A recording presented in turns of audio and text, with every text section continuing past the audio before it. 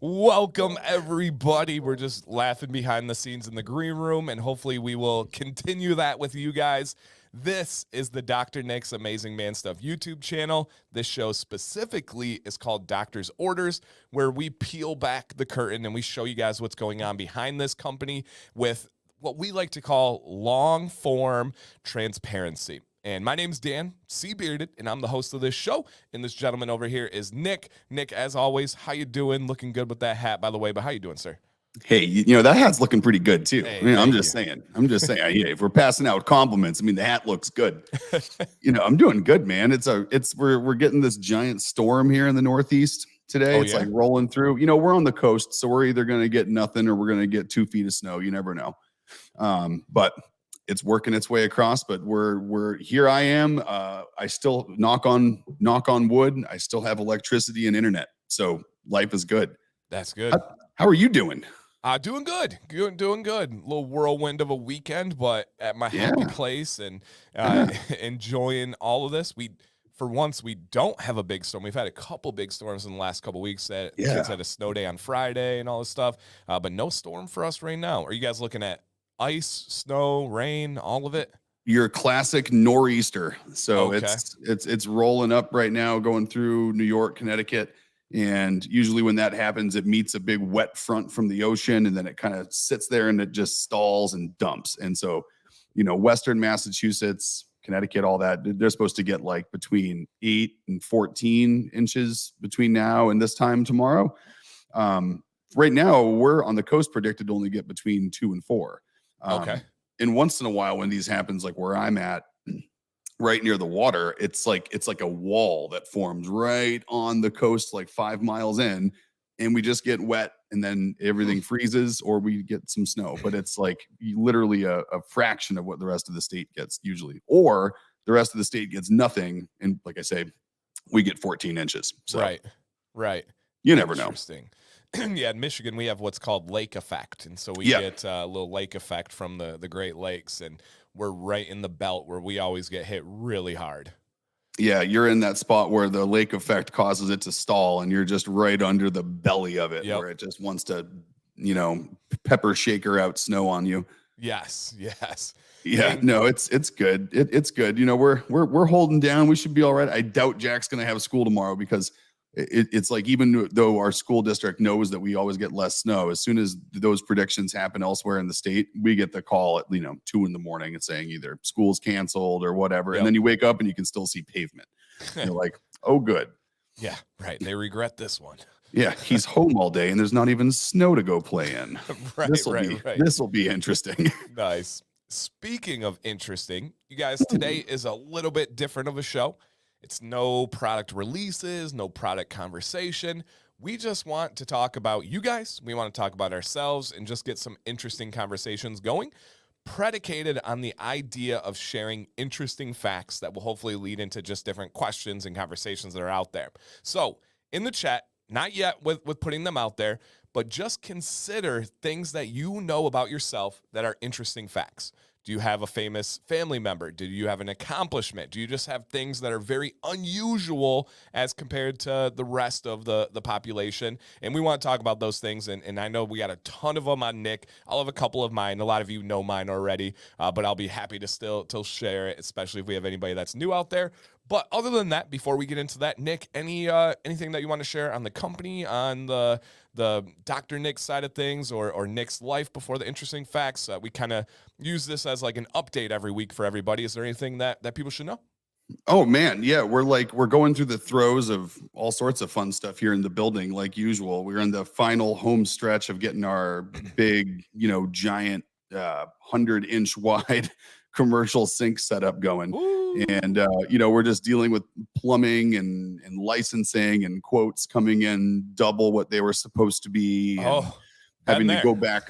Oh, what's that? Been there. Oh, dude, I tell you what, man, it's like I expected one number to come in for like parts and labor for this, and the labor number was double what I thought the parts and labor together were going to be. And so, yeah, dude, it's like as soon as you touch anything commercial, I don't know if any of you guys are plumbers out there or had the pleasure of doing plumbing in a commercial building, but I didn't know this about commercial buildings, but you're not allowed to use any plastic.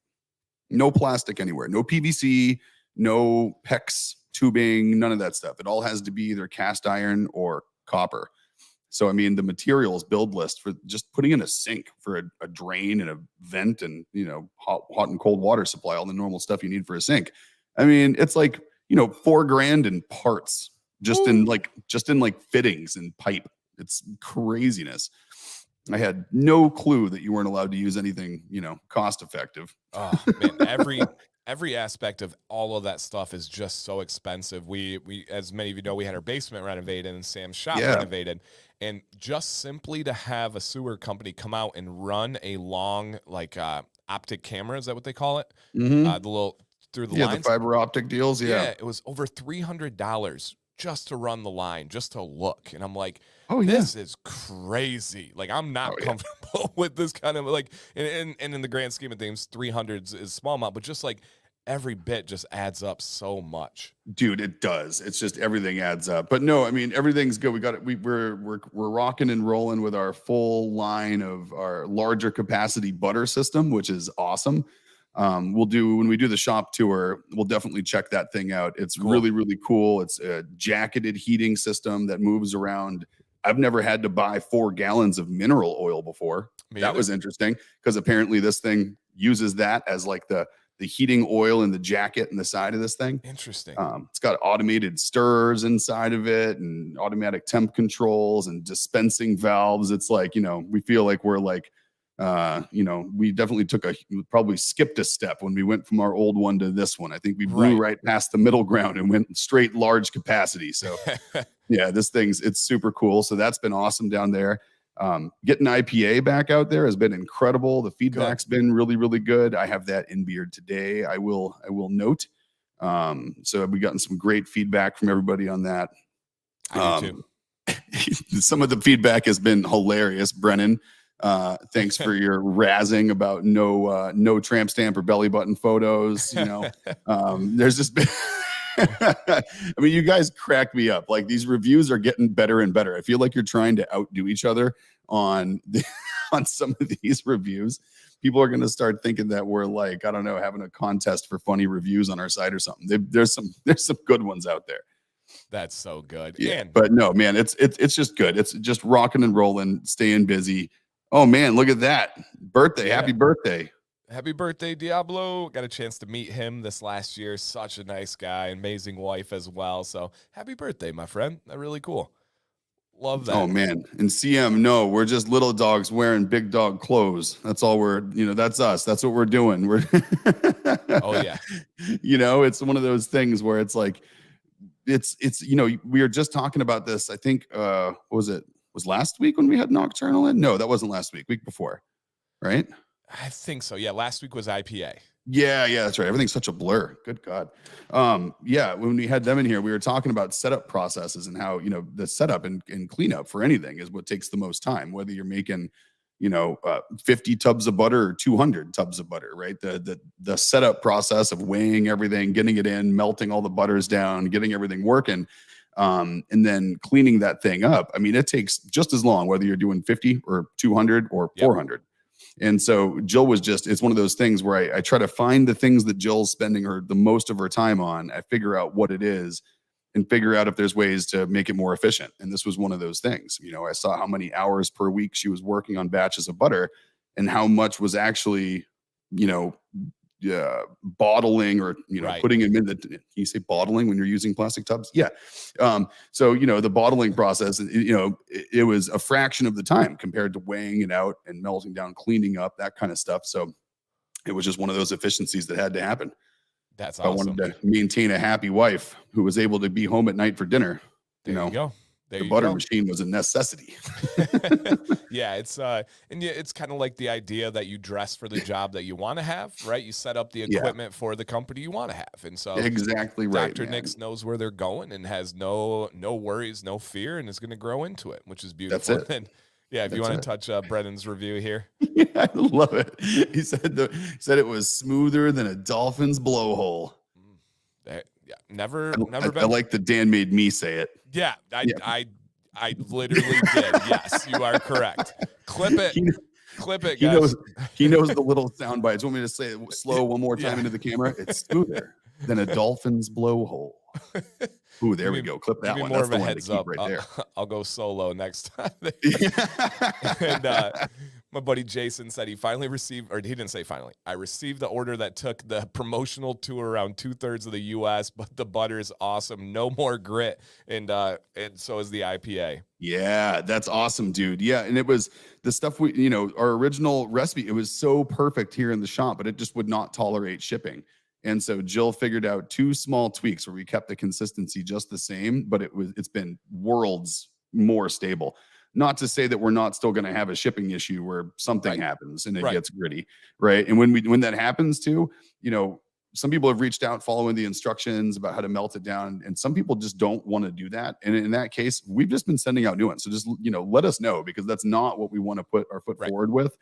And since we're not a giant shop that makes 10,000 of these at a time, there are going to be little variances between batches, and some might ship better than others. It's the nature of a handmade natural product. You're gonna have variance. That's the spectrum there. You can Yeah. you can ensure these things more, but you oftentimes take away the natural benefits, and so You it's do. You a do. tough sliding scale. It really It's is a tightrope. Yep. And Leo, I'm so glad you like that number 18, man. And I'm so glad it's working so well on the gray beard. I mean, it's just, you got an awesome beard. And we've had, I would say, probably 90% positive feedback from people who have white and gray beards. We've had the little 10% outliers where for one reason or another it just didn't work for them. Like maybe their beard just might have wanted a heavier molecule oil to really get in and do its job. But no, Leo, that's awesome, man. I love hearing that. Very cool. And I love that. Yeah, of course he comments on the scent, but feel and beard, Oh. just as you say, amazing. And then think about how cool this is. Seems like just a normal comment, but Diablo says number 7 in today. That's his birthday. When you pick out, and he has a huge collection. When you pick out a birthday beard oil, that's a big statement right there. And he chose Dr. Nick's on his birthday. That actually is a huge statement, dude. Like, you always want to do something nice for yourself on your birthday and feel your best, look your best, all that good stuff. And the fact that you chose us to represent, man, that's an honor. For sure. And then Garrett's more and more trying products these days from every company. He said the IPA styles his beard the best out of any. Dude, I'm telling you, Garrett, there's something special about our base, and people have said that, and I will definitely say it, that I think there's something magic about it, but something about the hops, I don't know what it is, but it sounds so stupid that hops essential oil could add a difference to the texture of your beard. I feel like it does. I feel like it styles really well. My beard today, just so you guys know, is no representation of how my beard styles with Dr. Nick's products, because I had to be in a medical facility earlier today wearing one of those paper masks that likes to just completely curl in the jawline of your beard. So I've been sitting here like trying to fluff it in the green room this whole time with Dan to get this thing out of here. I didn't get to stop at home and use my heat brush like I normally would have. So feeling a little out of character today, but you guys can't tell. No, honestly, you guys will understand. Yeah. And then I think we would say Clayel. Is that how you pronounce that? I'd say Clayel. Yeah, Clayel Christie. I quit drinking about 2 months ago. I quit smoking about a month ago, and I quit drinking carbonated drinks about a month ago. My beard has been a big part of all of that. Wow. Very cool, dude. Once in a while, hey, idle hands are the devil's playground. So, you got something to focus on. It doesn't matter what hobby it is, as long as there is one, right? And why not have your hobby be the thing you carry around with you all day on your face? Heck yeah. Good hobby to have. That could be a good little motto. Why not have your hobby be the thing you carry on your face? I kind of like that. I like that. Evan said he's been using the butter every night. Very really cool. I had your oil in the other day too, by the way, Evan. I was testing it out again for you. I let it sit for a couple weeks. I wanted to give it another shot. I was going to send you an email, but I'll send you a full write up later, and I'm happy to give you the feedback, man. Awesome. And for those that have not been following this show, do you want to touch on the butter journey real quick? Because he's saying, hey, I ordered this and it came perfect. And just kind of the concept that the majority were perfect all along, but just touch on that real quick. The journey of Dr. Nick's beard butters. Yeah. So, we, just so everyone knows, right, in case you're new to watching these or you haven't heard us talk about it before, we make everything in-house. And when I say we make everything in-house, we're not just like remelting down things in-house and bottling them. we are from scratch buying big bricks of bulk plant butters and turning that along with our carrier blend for the butter into our beard butter. And one of those ingredients is shea. Great benefits. It's a terribly picky butter to work with in the sense that it likes to crystallize. It wants to crystallize. It wants to be the alpha acids that are really beneficial for your skin and your hair. They like to find each other and kind of clump back together once they've been melted. So we went through this journey of, figuring out curing processes and all sorts of other things that were post-process sort of steps that we did to get it just right. And we did. And it was perfect. And we had it in barbershops here locally, on shelves all over the place. And of course, online. And locally, great reviews, smooth as silk. It was perfect. And we started getting reports that when people would get it after we shipped it, that they would get some grit. So Dan put together a video with us that helped us kind of at least get the message out there that it's a fixable problem by remelting it and then putting it in the fridge or the freezer. We weren't happy with that, right? We knew it was a natural thing that happened. And we knew also that it was a pretty common problem to happen out there with natural beard butters. Some of the big ones out there, have this same problem. And so Jill was determined though. So my wife, Jill, our expert formulator, went to work, spent months then tweaking what she thought was already a perfect recipe, and found the little balance line that she could kind of get on one side or the other of that kept the consistency the same, but got rid of the shipping issues with the grit. So I'm very happy to hear that yours made it all the way out to Washington and it came in perfectly and it had great texture. But there has been instances, even on some of the newer batches. Probably the first time running the machine, I think we had a couple come out. Chris had one and we sent him out a replacement. There's a couple others, but then you got other people, like you say, it's about 90% are fine. But the little outliers are still, I think, out there, and I think they're getting less and less, which is great. But it is the natural, like Dan said, it's the natural byproduct of working with a natural product. It's like when you go and you buy something else that's like an all natural food with no preservatives in it. A lot of the time on the websites, you'll see that due to our natural process and ingredients, color and consistency may vary between batches. You see that a lot for people that do all natural products. And it's because they're not refined, right? They're not emulsified. They're not stabilized. They're not deodorized. They're not decolored. All the stuff that goes into getting rid of little variants just doesn't happen with a natural process. So that's kind of our butter journey. Here we are. Then we have somebody else that is 3 months away from 10 years sober and clean. Beautiful. Nice Congratulations, work, dude. And then Nicholas beard, by the way, too. Right, on that guy. For sure. Nicholas wants to know how the IPA was, because if you guys were here last week for the launch, I had not received the IPA yet because of the post office mishaps, and it's amazing. I have it in beard today. I absolutely love it. It's a light scent, but it's natural. It's just like calming and soothing. It is beautiful, and Brendan's exactly right. It does not smell like beer. It's the notes of what would be like the highlights of an IPA. I don't drink beer. I don't like the smell of beer either. This is nothing like that whatsoever. And I actually agree with Garrett. I now that especially being a main lineup one, that would go so well as a shower product scent. It really would. It would go very, very well. The only challenge there is the supply of enough of the hops oil. And we got to make sure in the ratio, right? We got to make sure it works in the shower product, because not all essential oils work in that stuff.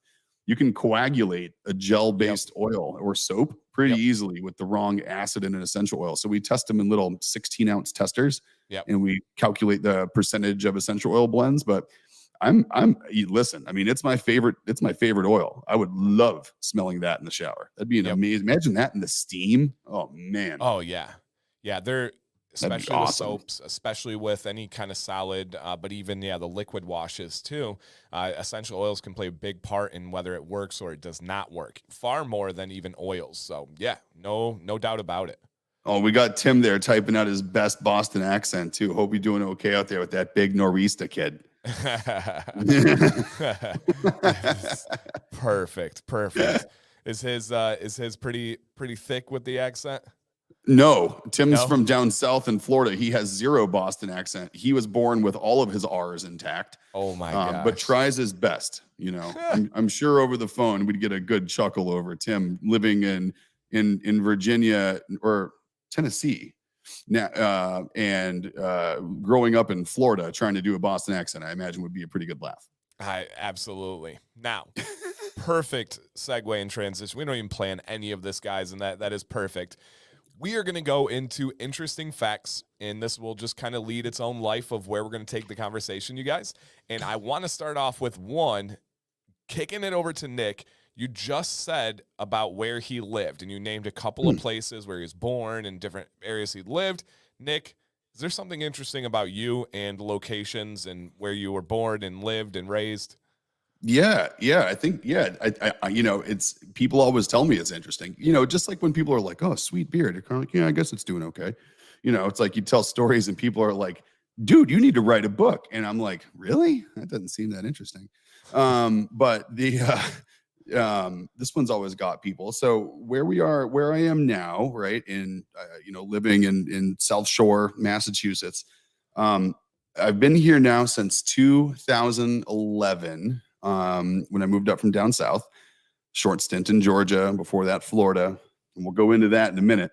But I realized this past Christmas that I had actually never spent this many Christmases in the same state in my entire life consecutively, ever in a row, which is really kind of interesting. So, I mean, like last year would have been my 10th. Yeah, my 10th Christmas in one place. And I think the most I had ever had before that was from like 2005 to 2010 or 11 in Florida. So like 5 or 6 years. That was like my longest ever, the most birthdays and Christmases in one spot. It's kind of the way I keep track of it, I guess. But I getting ready for this stream, I did something I haven't actually done in a long time. And I always say the number and I've always get it wrong.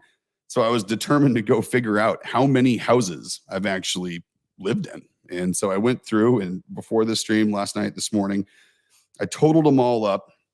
And the house I own now with Jill is my 38th house that I've lived in 39 years. So I'm turning 40 this year, the big 40 coming up in September.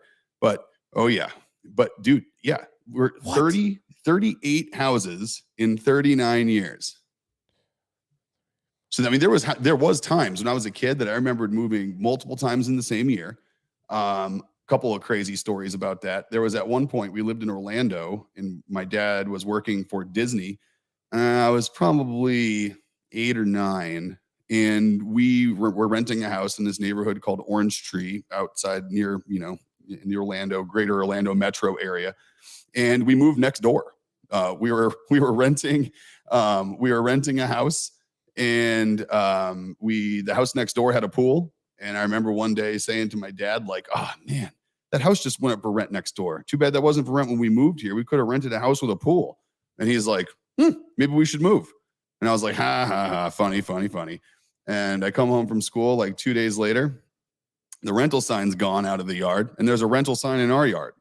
I was like, What the heck's going on here?" He's like, "Well, you said you wanted a pool. We're moving next door. We move in 2 weeks." Like, come on. It was crazy. And so to answer a bunch of the follow-on questions, no, my dad was not in the military. We weren't a military family. It was, I think, worse. He was in the timeshare business. And so he basically worked for hotels, and he was this old school sales guy. He was always like the VP of sales or sales director between Marriott, Hilton, and Disney. He kind of moved between the three of them a few times. And so he was one of those dudes that didn't want to like fly to where he was managing a property and then come home on the weekends.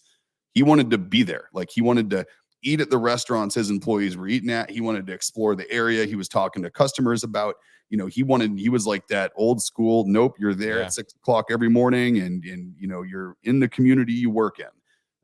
And so wherever they were standing up a new property, that's where we moved. So what made this whole thing kind of weird is that we weren't living in like normal places that you would live, right? Because they were all timeshare resort towns. So it was the only people who lived there were either people that were in the service industry or were there on vacation. So half the time, and timeshares are long-term stays, right? Like you go there for a couple weeks or a month or multiple months even sometimes, right? And so what would happen is we'd move somewhere. I'd be the new kid. I wouldn't know anybody. And I'd end up meeting someone hanging out at one of my dad's properties. Like I'd be at the pool at the hotel and I'd meet someone. Well, that kid was usually there on vacation with like his parents or his grandparents or something, right? So I'd make friends. He'd take off in a couple of weeks. I'd be back to not knowing anybody. And then I'd start school and, everyone knows each other. And I'd just be that new kid. So I was like the perpetual new kid growing up, which, if you look at it from a kid's perspective, kind of sucked. If you look at it from an adult's perspective, kind of looking back on it, I can walk into a room full of people that I do not know and I can be completely comfortable, find people to talk to and make friends. And trust me, it has nothing to do with the face, right? It's you got to learn how to talk to people, break down walls, and people got their little groups, and you got to find your way in. So, looking back, I think it made me a really good consultant. I think it made me really good at sales and, talking to people. And it gave me some good world experiences, right? Because we went from Washington, Missouri, Florida, Colorado, California, bunch of times, all up and down the coast of California. I've lived there like 6 different instances. We lived on Maui, both sides of the island, Kauai, both sides of the island, Oahu, the Waikiki side of the island, the Big Island in Kona, and up in, when I was younger, back from there up to Boston, Newton, Massachusetts, Mont Tremblant, Quebec City, Montreal, back down to Florida and Tampa, then up to Valdosta, Georgia, then back up here to Massachusetts. So, it's been like literally from one corner of the country down to the other, back all the way across out to Hawaii and then back across, up and back down. I think I've driven the 95 corridor between Massachusetts and Florida, nothing short of 15 times. Yeah. Wow. So yeah, that's kind of that was, I guess that was one kind of little interesting piece. It's been crazy. And I'm not going to do that to my son, Jack. He gets to grow up in one place and know the people he goes to school with and be a townie if he wants to, when he gets older here in the South Shore. So he gets to decide if he wants to go bounce around someday. But meanwhile, I'm going to give the kids some roots. That's awesome. And yeah, you have 3 times as many homes as anybody else. I believe mine is 5 or 6, all in Michigan, though. All in Michigan. 2 homes of my own, and then the rest with my parents. I was born in Grand Rapids, and if anybody's familiar, I was born in Grand Rapids, Michigan, lived in Whitehall, Michigan, and then moved over here to the Flint area. And so yeah, 5 or 6 homes. And one that shocked me, this is my buddy Jason. I've hung out with him in person and everything. 51. Jason, how the hell is he 51? Literally would have guessed that you were in your 30s, Jason. Are you like speaking of, I'm not even joking here, are you speaking about like a past life or something? You are not 51. There's no way you're 51, Jason. If you're 51, that picture was taken an easy 10, 15 years ago. Yeah, this is what he looks like, and his beard just keeps, he just kind of, so he's part of the Bearded Villains charitable group, amazing group of guys, and just started kind of following the channel, and his beard's just been looking better and better. I literally would have, if he would have said 41, I would have said, Jason, you are not 41 years old. You are in your 30s. So I want to see, he may have typed that wrong, because there's no way. There's no way he's 51. That if he is, that's mind-blowing. Yeah, we need to know what this guy's doing if he's 51. Right. And Garrett, you've been in 15 different houses, all in the same town. And now you own your own house with Melissa. Donald's in the double-digit club with 10. There you go. He said he's 51. That picture was taken 3 years ago. Well, I just saw him like 2 months ago, if that. That's crazy, Jason. You just blew my mind. You're 51. You have excellent genetics. You're crazy. Wow. That is crazy though. But yeah, it's it's nuts. Like there's a few here. Yeah, wow. Yeah, Brendan, I would say that you are the youngest. Okay, you and CM are both 28, so you guys will have to battle out the birthdays to see who's the youngest. Oh man, young bucks. Yeah. Man, I wish I got started growing my beard when I was 28. I guess I did. How old was I? It was 2012. So it was like 11. Oh yeah, okay, that's 11 years ago. Shoot. I was about 28 when the channel started. Yeah, shoot. Yeah, I'm looking back now. I'm 39, so that would have been when I was like 28, I guess. Yeah, when You Jack know, was born. you know what? It was weird though. I should have I should have not been so worried to grow it out for so long. Like I was so worried Yeah. in the corporate world to even grow like a beard at all. Yeah. And then, I went for it. And when I got out on my own, even for a little while, I was still hesitant to like go much past like what I was calling at the time business beard. I kind of had like the angular thing going. I was actually going to try to find that. I was going to try to find like a picture from every year when I started Yeah, growing I my remember beard that. and like, For yeah, New Year's. I got stuck on a couple of years with Google Photos. So I got to fill in the gaps, but I want to do like one a week, Ooh. for like 10 weeks going back 10 years or something. Yeah. That would be so cool. Yeah, that'd be cool. super fun. Awesome. Well, I'll take one if you don't mind here on the interesting. I was just facts. going to throw it over to you. Let's hear it. Perfect. So one that many people know, but I'm proud of it, and I think it's an interesting one, is I'll put a picture up over here. This is my father's father. So my grandpa, his name is Jim Command or James Command. My middle name is James, obviously named after him. He was not only, and I'll start it and then I'll expand more. He not only was an amazing baseball player, he played for the Philadelphia Phillies. He has a world record of a grand slam on his first at bat. He actually hit it off Carl Erskine, who is a legendary pitcher. He hit it over Jackie Robinson's head. His world record breaking grand slam over Jackie Robinson's head, literally. Pretty dang cool. He also has a World Series ring from the '84 Detroit Tigers with his last name, my last name on it as well. And from the Tigers, because he was the first base catcher's coach and a scout for them, and was a prolific scout. He was the scout that found Kirk Gibson and a couple other legendary players, and he's in the Michigan Sports Hall of Fame. He's in all these different like crazy things. He's got a statue outside Van Andel Arena in Grand Rapids, Michigan. He's got a big plaque on the wall. Amazing baseball player, of course. He coached Grand Valley to their first national championship. But the cool thing about him is not only was he a freak baseball player, he was a freak at every sport you could imagine. And a lot of people be like, oh, baseball, football. No, every sport you could imagine. In high school, he was an All-American, still up on the wall of his high school, diver, like the swim and dive team. He was an All-American diver. And then here's another interesting fact about him. When he went to college, he didn't actually go to college to play baseball. He went to Lake Superior State in Michigan for basketball, full ride scholarship. Still to this day holds their single season scoring record in basketball for a D1 college. Damn, he was just one of those dudes that could just do any sport that he tried. He was like he had like athletics just in his blood. Yeah, you don't hear diving, baseball, and basketball as like the best of the best. Literally, still to this day, the scoring record for a college in basketball, and then essentially had to choose, and he chose to go pro in baseball. Worked out really well for him in the end, making it to the league, because the vast majority of professional baseball players never make it to MLB because you have single A, double A, triple A. There's all these other semi-pro leagues and stuff. And he got to play in the big leagues. He got to go against Jackie Robinson and got to coach the Detroit Tigers with Skipper. It was really cool career. And again, and if you kind of see, there is like a little bit of a resemblance there with the ears and the facial structure and stuff. And so, yeah, that's my dad's dad. So that's my grandfather. Wow. Yep.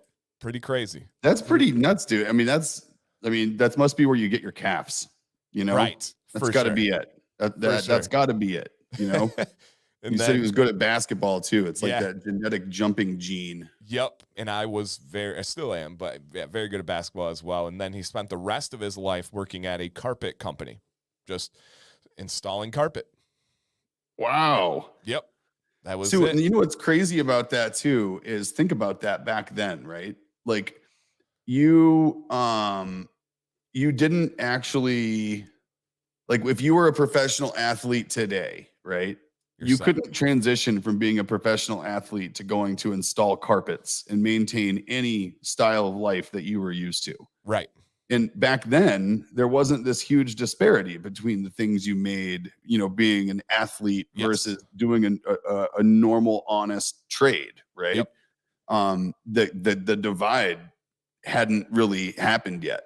Oh yeah, he's a World Series champion, a literal MLB world record holder that can never be broken. It can only be tied, which Chase Utley of the Phillies did tie, which is very interesting. But he's a record holder, and they did not have money. He was not in the slightest bit wealthy whatsoever. They had six or seven, actually, including my dad, seven kids, and they lived in pretty much a poverty-ridden area in a low-income type lifestyle as a professional world record, World Series ring holder athlete. No, so I'm not advocating that professional athletes should live in poverty. Right.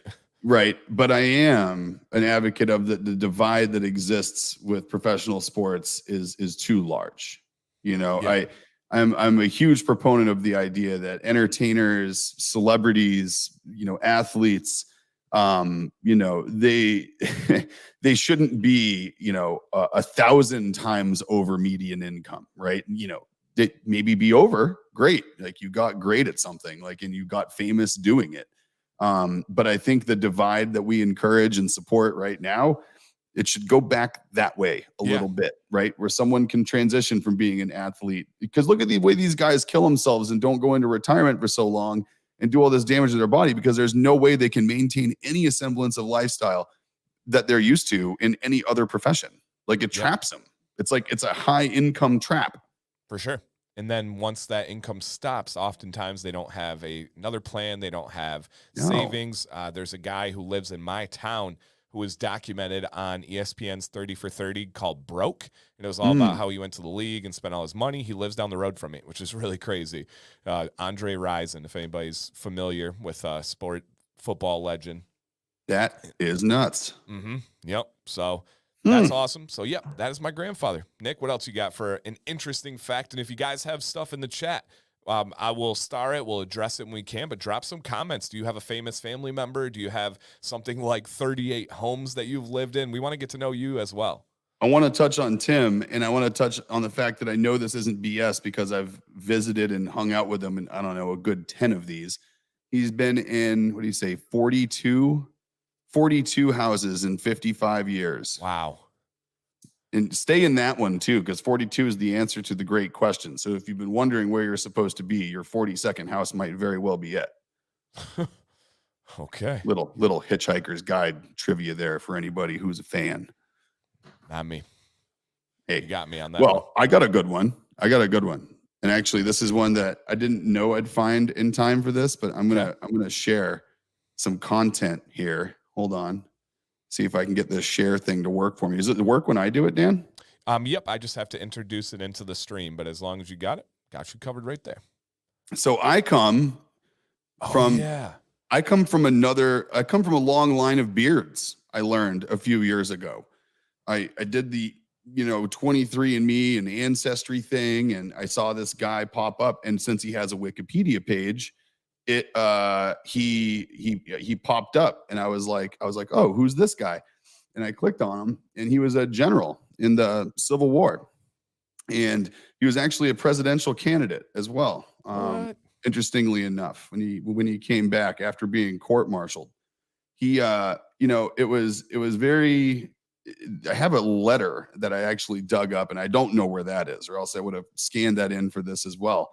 But basically, what John was, let's see, he was born in 1813 and lived till 1885. So, great, who knows how many great grandfathers, somewhere out there. He was in my direct bloodline. And basically what he became well known for was down in Louisiana, I guess, a couple of this Camp Parapet in New Orleans. There was, the North, he was a Northern general, and they had taken so many Southern camps. Yeah, I'll stop that guy.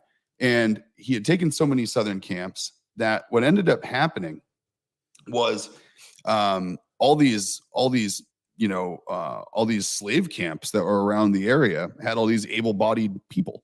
And anyone that was of military age, he didn't want to use them as laborers because he felt like that was embodying, the slave trade, right? He didn't think that these guys were just laborers. And so he gave them uniforms, put them through basic training, and put them into the service as military, service people. And he got court-martialed for doing it. They basically said, Abraham Lincoln himself court-martialed this guy, John Phelps, and said that he couldn't do that. And he basically fought it back. And if you read through it all, it went back and forth a little bit, but eventually Abraham Lincoln retracted the court-martial and said, okay, well, that's, we're actually going to put this into practice. This is something that can happen. It's okay. So we're going to retract the court-martial. And my, ancestor here, John, wrote back and said that you can apologize and say I wasn't wrong, or you can leave the court-martial in place. He's like, I don't want you to tell me I did something wrong, but it's okay and you won't punish me. I want you to tell me what I did wasn't wrong. And if you're not prepared to do that, throw me in jail. Jeez. And that's when I knew I was related to this guy. Right. That's when I was like, oh man, it's not just the beard. I got the stubborn genes from this dude too. See, he does. I mean, the beard game is strong with this dude. He's got like that old school, he's got like that Rasputin beard going on. It's like a major French fork. Yeah, like a big, like big time. Yeah.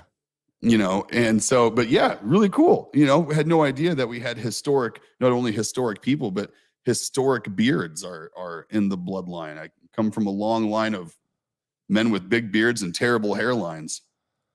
You like big beards and you cannot lie. That's it. I cannot. That's it. Super cool. So he not only was doing the right thing, but he was willing to stick up for the right thing, even with consequences, even with the most consequential time in our country's history. Yeah, and it was one of those things where I think it was the way it reads too is there wasn't any way to really check back then if something was okay, right? It's not like you could go look it up. You couldn't just real quickly call somebody up and check. They're in the middle of a war and he's out in the battlefields. So once in a while, you got to just kind of do what your gut tells you feels right. You're like, well, this just doesn't seem right. These dudes need a way to contribute. And I don't want to do it in the way that everyone else has been doing it. Yeah. No, that's awesome. And I taught about the Civil War and I taught about that early U.S. history. Man, that's so cool to hear. And I was, when Nick and I were discussing this, I was like, oh yeah, I remember when the North started using slaves or freed slaves or freed African Americans and the history of that. I didn't know this particular story, and then literally related to you, same last name and everything. That's so cool. Yeah, isn't that crazy? So cool. Yeah, it's pretty neat. I thought that was a cool one. Awesome. It's fun doing these because once in a while you're you don't think about things sometimes. Yeah. You're like, oh, I guess there is some interesting history. For sure. I don't know any history of my family or anything like that other than my grandfather, but I will hit you guys if anybody doesn't know me, a couple rapid fire interesting facts about me. They're mainly things that I don't do. So for example, and these are all literally true, 100% true. They sound ridiculous, but 100% true. Number one, I do not own jeans. I do have pants. I prefer not to wear them. I like shorts, but I do not own jeans. Literally not a pair. That's why he also likes landscape mode on his camera. I don't like the feel of them. I don't like the look of them. I just have better options, and so I don't even own any. And people say, you haven't found the right one. That may be true, but I'm happy. Ignorance is bliss for me in this situation. Mm-hmm. I also have never drank coffee in my life. I've tried a sip or whatever and figured it wasn't for me. I know that I have an addictive personality and I don't want to like coffee. I don't need it right now. I literally wake up and drink cold water, and I don't do energy drinks or anything like that. So I just don't want to like it. I know way too many people that are relying on it, and I don't know if it's a mental thing or if it's a physical thing or an adopted thing, but they can't function unless they've had their coffee. I wake up and hey, let's go. Sam went to bed way before me last night, got up way after me today, and I'm firing, man. I'm ready to rock and roll. And so I don't want to like coffee. So I've never had coffee. I've never had a salad. I don't enjoy lettuce or mainly any green things. So no salad for me. What Which is else is crazy not eating gluten, because most people who can't eat gluten like heavily rely on green produce. Yeah, nope, not me. I'm meat. Like today I had chicken and rice for lunch and with some almonds. So I like potatoes, I like rice, I like chicken, I like any kind of meat I'm probably gonna have. But yeah, just no salad, no jeans, no coffee. There's something else I'm missing right No now that sparkling water. well, that's a given. I hope everyone. I hope, That's a given, he says. I I hope, love yeah. it.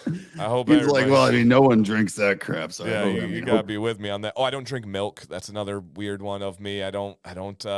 Now I will say I have broken 13 major bones in my life, so that kind of adds up to tell yourself drink milk, kids. you Mhm. you want to have that. So yeah, those I don't are drink those are milk, me and I've only broken one bone. for sure. And Melissa's probably right here.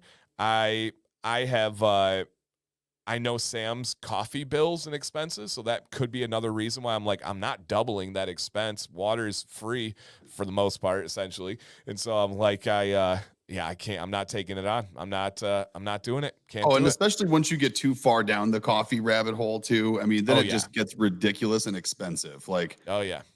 we have an espresso machine in our kitchen that is way more than I should have in my kitchen. Like, I'll go to small restaurants who have espresso martinis, and I see them back there with it. I'm like, oh, look at that cute little thing they got back Oh there. my gosh. Yeah. Are you doing like the designs and everything? No, I don't got time for that. Okay. Okay. I say that, and if I was good at it, I probably would, but I don't like doing things I'm not good at, and I have not dedicated the time to get good at the art side of the coffee. And I don't drink milk, so I very rarely put any in there anyway. Like, I'm like a straight double espresso, hot water, Americana kind of guy. So Okay. I'm like straight high test. It's like 2 double shots too. So it's like a 4 shots of espresso, fill the rest of the cup with hot water, and there I go for the morning. There you go. Heart palpitations engage. And look at G squared here. He said his wife's grandfather was a World War II bomber and was shot down in enemy territory and walked over 700 miles to Allied territory. Holy shit. That's crazy. Moose, you gotta you gotta get up with that guy. This guy was 700 miles. Yeah. Yep. That's some Tea. stuff. Nope, I don't drink tea. I pretty much I drink protein shakes. I drink cold water, and then I drink pop or soda, as some of you people call it. But I try to only have one of those a day. Several days I try to go without any soda just to prove to myself I can do it. But no, I don't drink tea. I don't drink anything else. I drink water and pop and once a day for workouts a protein shake. That's it. I don't drink G alcohol. squared. I like those hop waters. Some of those are really good, especially at nighttime too, because hops has like that natural calming effect to it. And it can make you a little sleepy, which is kind of cool for nighttime. There's a few other sparkling beverages out there these days that work really good at nighttime as well. But I like the hop water. Those are really good. Perfect. They just started kind of showing up around here. A couple of the breweries around here near us started making a couple of them too. Okay. Cool. Yeah, it's kind of neat. Interesting. All right, Nick, you got something else for us? Yeah. God, let's go down the list left. here. Yeah, hit us with a few. Let's see. So, okay, let's do a funny one, and then we'll do a motivational one. So, okay. This one is, I don't even know. Do I tell my Tom Brady story? Do I even do it? Yeah. For fear of making people who are sports fans just maybe feel bad for me and make people who aren't sports fans identify with me a little bit. For sure. We told this one of the very first episodes of this show, but it's so worth it to hear again. And it's true. Oh yeah. I when I first moved to New England, I made fun of Tom Brady to Tom Brady. It was pretty good. It just proved that I was a transplant. So we were throwing an event at Patriots Place, and we had customers out there for a big corporate event, and we were there for one of their practices, trainings, and it was in the field right next to it's like next to the stadium. It's like outside, like smaller kind of field. You stand there. There's like little bleachers and stuff. It's like family, friends, and customers get to basically rent the space out. So we had it all catered. It was cool, and basically there was a helicopter at one point that landed way out past the field. And this guy I was standing next to, I smoked at the time and I was standing there smoking. And this guy was standing there hanging out. And he was like, I was like, man, that freaking chopper just kind of came out of nowhere over there, huh? I was like, he's like, yeah, it's probably Tom Brady's wife in there coming to kiss his boo-boos from where he hurt his knee earlier. And I thought it was pretty funny. So I was laughing with the guy. And not knowing anything about sports, of course, I was just waiting for the moment to pull that joke back out of my pocket. And so the event was winding down, and I was standing there kind of helping people clean up, hanging out, talking to customers leaving, this and that. And I was talking to a couple of my buddies. They took off. And, I was sitting there talking to this guy for a couple of minutes and ran out of things to say. And so brought up the helicopter joke and was like, who do you think's in the helicopter out there? You think it's Tom Brady's wife coming to kiss his boo-boos from where he hurt his knee earlier? Just repeated it word for word. And he chuckled. He's like, yeah, I heard that guy's a total, well, I'll say sissy. We're a family-friendly show here. He's like, yeah, I heard that guy's a total sissy.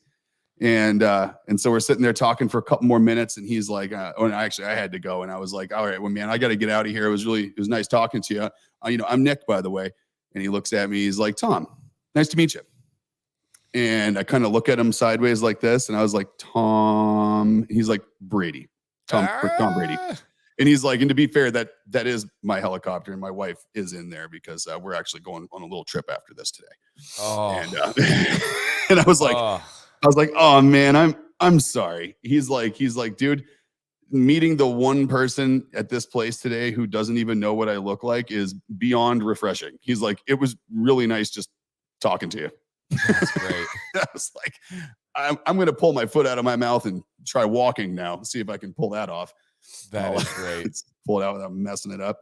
So yeah, of course I went to the bar later that night and met my friends, and I was like, I had to tell them, so It was like I was the butt of every joke about sports for like the next 5 years.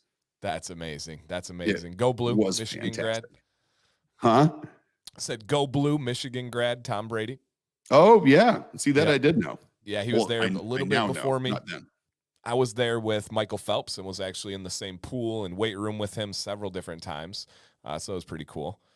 Oh man, yeah, with my closely related first cousin, as you can tell by our physical stature. Right. I'm far less aerodynamic. Yeah, true. The beard, it's the beard, really, is what's keeping me back from being an Olympic swimmer. Like if I had to really point out one thing, I think it's the beard is the problem. Yeah, nothing to do with like the height or it's experience or anything like that. Wingspan, cardio, lung capacity, got all those on lock. Clearly, it's just a personal life choice of mine that I don't want to pursue professional swimming because I'd have to trim my beard. Yeah, understandable. Worth it. Clearly, obviously. Yeah. All right, hit us with one or two more here, Nick. Got about 5 minutes left. All right, motivational one. I smoked cigarettes for like 20 years. Was it like 20 years? It was from when I was like 14.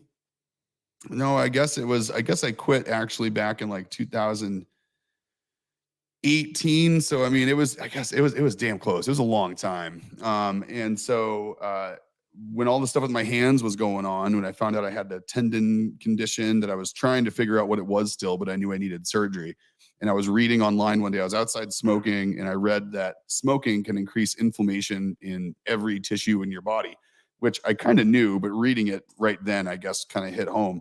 And I looked down and I looked over at Jill and I was like, smoking can make my hands worse. Like this could be like making this problem in my hands even worse.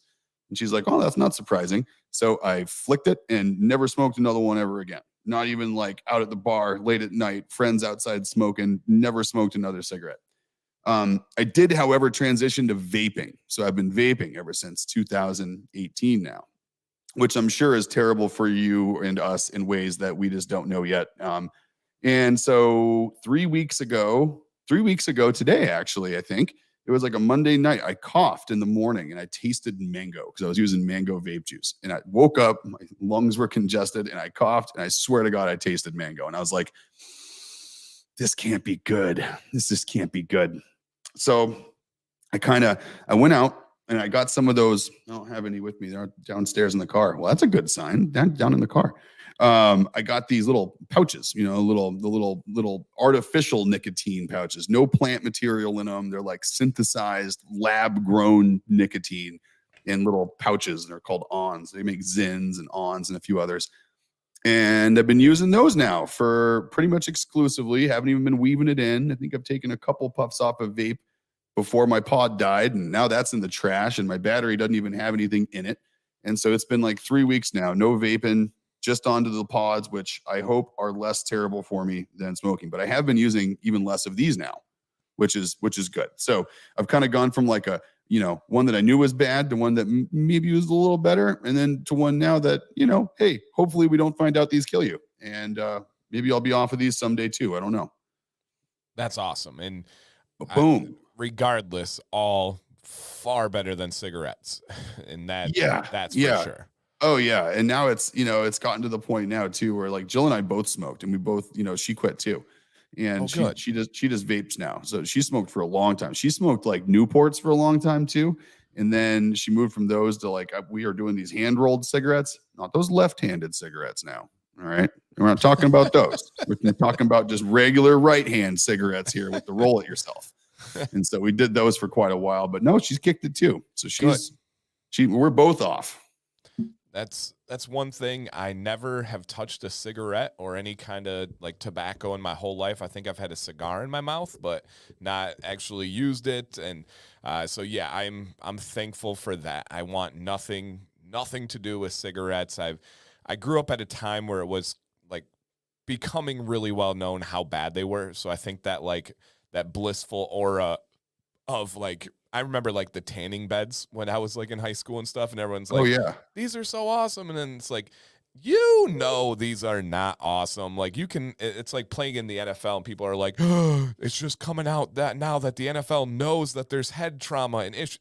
Come on. Yes, like obviously. And so with me, I think I grew up at the right time where cigarettes were no longer, because right, we all know they were pitched as like the cool thing, right? You roll up your sleeves. Oh yeah. You got the hot girl, you had the cigarettes.